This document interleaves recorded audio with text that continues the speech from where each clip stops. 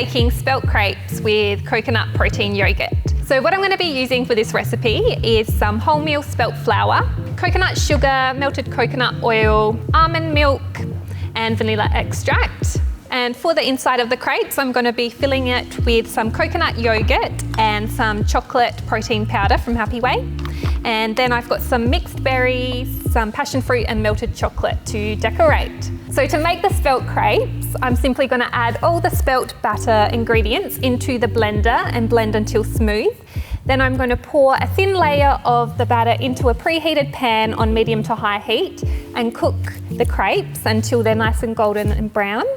And then I'm going to make the protein coconut yogurt, which I'm going to add the protein powder in with the coconut yogurt, mix that together until it's nice and smooth. And then I'm simply going to lay the crepes out, fill them with some coconut yogurt, fold them in, and then drizzle with melted chocolate and mixed berries and passion fruit to serve.